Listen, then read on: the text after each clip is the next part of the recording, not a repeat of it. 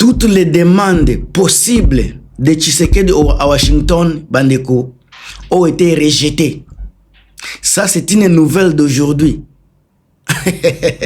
Toute ma demande de Tshisekedi na Washington, na États-Unis d'Amérique, est rejetée. Asengi makambo ebele, azosenga mbongo pona budget, azosenga aide ya ba réfugiés, azosenga aide militaire. Makambo wana nyoso lelo eza rejeté. Batiango nano a gel. Tamusu bakozongela yango après 1 an ou 2 mois, après 6 mois, mais pour le moment eza rejeté banini na ye. Alors au silence ya ba américain et comme koloba plus que ba 1000 discours à Tshisekedi. Si le refus d'envoyer les troupes à RDC n'était pas un mot, mais un verdict, bandeko. Verdict contre le régime miné par la corruption. Verdict ebimi pona ko boya ba doléance à Tshisekedi na Washington. Donald Trump a boyi ba demande ya Tshisekedi. Pourquoi ba corruption, mauvaise gouvernance, ba répression. Alors naza ko démontrer bino ndenge nini baboyi demande na ye, demande nezalaki ya nini. Alors bandeko eza demande moko humiliante. Demande moko humiliante encore et naza ko exposer pourquoi Washington a dit non à Félix Tshisekedi. Botika la bandeko tina suka po bo comprendre. Mama nanga Marie-Antoinette Makayabu. Message na yo yangoyo. Émission na yo yangoyo. François Mboukou Kassa, président ya FMK, mondialement reconnu, siège social na ye, quartier général na ye, eza na Paris, mais eza parti politique o eza ko œuvrer na Congo en alliance avec AFC M23. Oyo donc c'est un président oyo akutana na ba Joseph Kabila, akutana asolola na ba konena nga face à face. Mouvement na ye eza pe na ba cadre moko ya makasi oyo baza ko œuvrer toujours pour na changement ya mboka na biso. Alors bandeko oyo na posa ko s'adhérer ko bossa na tête toujours ko talela ko kende na ba Facebook na ba plateforme belé bokuta François Mboukou Kassa ye moko président ya plateforme wana parti politique ya FMK. Ndeko nanga Crispeka Yembe, Chirac Makayabu, Marie-Antoinette Makayabu, maman na ngai, boza ebele boza kotala boza ko soutenir ngai, Delphin Mazeze sika oza ABM agence ba immobilier na Lubumbashi na pesi bino bamboti ya trop encore une fois trop. Alors bandeko tangu toza ko lobela makambo ya mboka, toza ko kende sur tous les plans. Qu'est-ce qui se passe? Nini nde baza ko sala, nini nde baza ko bomba, nini nde toza baza ko bimisa. Ngaska na komi ko lakisa oyo bango Tshisekedi aza ko bomba, na komi ko kota sika na kati mingi pona tala, nini nde Tshisekedi aza ko lobate, nini nde il faut pour peuple congolais bayeba. Alors pourquoi les États-Unis auraient refusé d'envoyer des troupes en RDC et loko aliboso kwa envoyer ba troupes nano oyo Tshisekedi bazolo ba américain baye eza lukuta ba américain baboya déjà kotinda troupes lelo sika naza ko pesa bino ba pourquoi et comme ko bima malembe balembe. Une demande rejetée. Tshisekedi face à ses propres échecs. Bukena AP News ba kolobela yango. Les États-Unis ont effectivement refusé d'envoyer des troupes à la République démocratique du Congo à la demande de Félix Tshisekedi. Ce refus n'est ni un hasard, ni une transition diplomatique. Il est avant tout le résultat logique des pouvoirs discrédités, minés par la mauvaise gouvernance, la corruption systématique et une répression politique de plus en plus assumée. Bandeko nini nde toloba kite. Nani nde akoki ko s'associer na buzoba ya Tshisekedi. Gouvernement nini oyo responsable bakoki ko s'associer na gouvernement ya ba miyibi, ya ba détourneur, ya ba inconscient. Il faut être bête pour na koyoka makambo ba communicateur ya Tshisekedi. Ngana za molobeli na bino o na bimisaka ba vérité et o ezalaka coup sur coup a o eza place à vérité. Les États-Unis ne déploient pas leurs soldats pour protéger un système corrompu. Washington n'intervient militairement que lorsqu'il existe un État crédible, des institutions qui sont fonctionnelles, un gouvernement minimal et digne de confiance. Est-ce que le gouvernement Tshisekedi est en confiance? Or, le gouvernement Tshisekedi a perçu comme il y a des scandales financiers, où ils ont se multiplier du jour au jour, tous les gens ont fonds publics détournés, tous les gens ont des contrats opaques, tous les gens ont des enrichissements illicites. Suspect, il y a des élites, il y a un gouvernement Tshisekedi. Un État incapable de rendre des comptes, même sur l'aide internationale. Aide bazo pesa bango, baza incapable de rendre compte. Il y a rendre compte à Koloba. Tout ça là qui boye, reste yangoyo. Il y a bango reste zalakate. Un président, un budget présidentiel, et aussi là, au cours de l'année, anena no silité, mutaza ko sukola, aza ko lia plus de 1 milliard de dollars de un pays le plus pauvre du monde. Mais baza ko dépasser 1 milliard de dollars kaka na présidence, na voyage. Mindele baza ko comptabiliser biloko wana. Un État incapable de rendre des comptes, même avec de l'aide même avec de l'aide internationale. Un pouvoir où la corruption n'est plus une dérive, mais mode de gestion.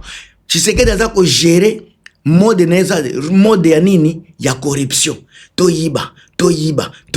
Nga kutu bozwanga na ndenge ya mabete. Nicolas Kazadi alobaki yango. Nga ite. Pour les Américains, avoir des troupes dans ce contexte reviendrait à sécuriser un système prédateur, mais pas de peuple. Est-ce que boza koyoka? Bandeko awa toza koloba. Bino bat boza ko tia tembe etali bino. Bazo lobela lisusu mauvaise gouvernance ya Tshisekedi. Un État qui ne contrôle ni son armée, ni son territoire. Banko ya ndenge nini yo za ko contrôler te. Bako kende ko sala nini? Bako bandela wapi? Bango moko ba yebite esika nini oza ko contrôler, esika nini oza ko contrôler te. Bazo mona banani ba rebelle baza ebele, ba armes za distribuer par à tout le monde. Bako kende wapi esika nini bako se sentir sécurisé. Alors bandeko makambo eza ebele. Les États-Unis savent une chose essentielle. On ne gagne pas une guerre avec un État désorganisé. Donald Trump a kolobango chaque jour. On ne peut pas gagner une guerre avec un État désorganisé. Sous Tshisekedi bandeko, bino batuboza mato mangbongi, bino batuboza ba aveugle comme na kamakambu. L'armée congolaise reste mal commandée. C'est une armée qui est infiltrée par des incapables, par des civils. C'est une armée qui est politisée. Une chaîne de commande les chaînes de commande sont floues, mais une chaîne de commande, je voulais dire une chaîne de commande floue, bah alors tolo belango a majorité. Ezala yaba fantassin, yaba sous-marin, yaba soki nani, bango tout garde républicaine, ba chaîne na bango eza flou. Ozo yebate nani azako commander, nani azako décider, nani azako sala boye, nani azako sala boye, ezo yebanate. Ba voyou. Ba décision ya sécurité mboka na biso. Eza biloko moka ba ya réaction. Ezalaka proposer te, ezalaka maintenir te, ezalaka ba décision sécuritaire ezalaka ya réaction selon makambu basali boye. Donc bazako agir selon événement. Ba improvisation, ba incohérence. Alors est-ce que Américain kolinga aya ko kufa pour un régime oyo azako maîtriser même force na yete. Bazolo bela pe ba arrestation arbitraire. Oyo eloko ezako zonga ka chaque jour. Arrestation arbitraire. Chilombo yebela. Arrestation arbitraire Chilombo yebela. Naza muninga na yote. Naza ko pesa ba information. Les États-Unis se présentent comme défenseurs, officiellement bazaganit ba défenseurs. La liberté publique défenseur ya l'état de droit, défenseur ya pluralisme politique nde biloko basalaka. Mais côté Tshisekedi aza associé na ba arrestation arbitraire ya ba opposition, aza mutu ba intimidation ya ba journaliste, aza ko la instrumentalisation ya justice, azo la criminalisation ya ba critique politique. Alors pour na Washington intervenir militairement aux côtés de Tshisekedi eza catastrophe d'image. Eza image na ye nano aza komitala. Bino bato boza kolobela Tshisekedi, boza kokumisa kaka Washington, Donald Trump. Na ngina tuna, est-ce que Donald Trump mutu akomi président ya Congo? Est-ce que Trump mutu aza koasime ba institution ya mboka na biso? Po boloba kaka Donald Trump. Musala ya Tshisekedi eza nini?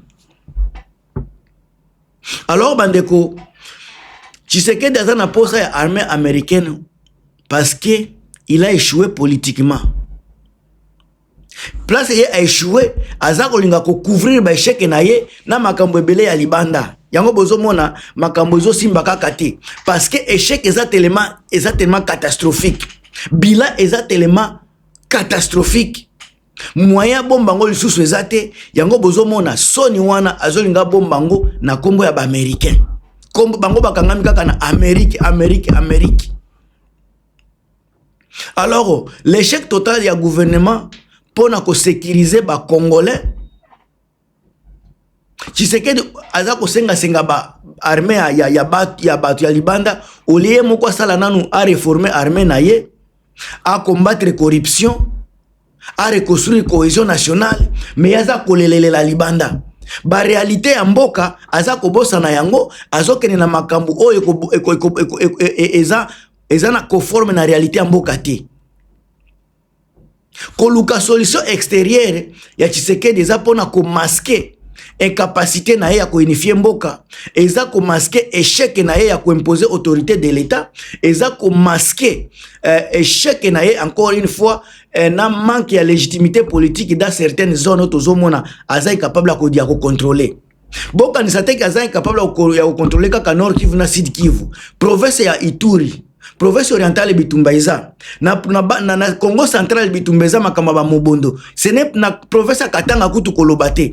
Donc tant boza kolobela incapable eza kaka na côté ba M23 te, même dans sa propre dans sa propre royaume na kolo soki place aza ko diriger aza incapable ya ko maintenir ordre.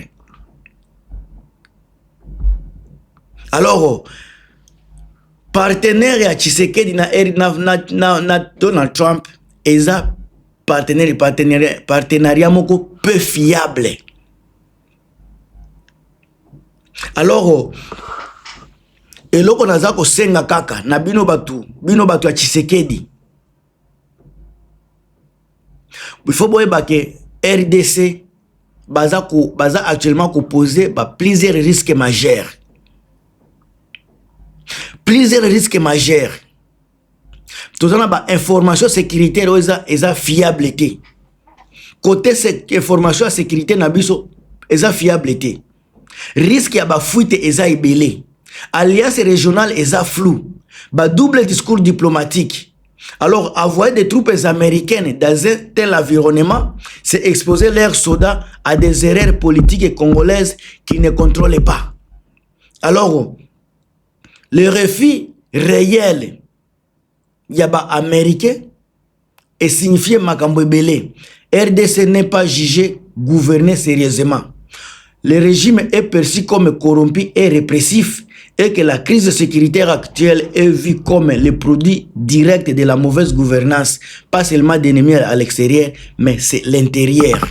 Alors, cause à la claire pour conclure, les États-Unis refusent de verser le sang de leurs soldats pour sauver un système qui a échoué à servir son propre peuple. Point barre. Bandeko botia ba j'aime, botia ba commentaire na bino, ba point de vue na bino c'est très important. Bon partager vidéo, so na no bo s'abonner, te bo s'abonner, a place à ba vérité, polele. Ngam tu na bino Gilmas, à plus.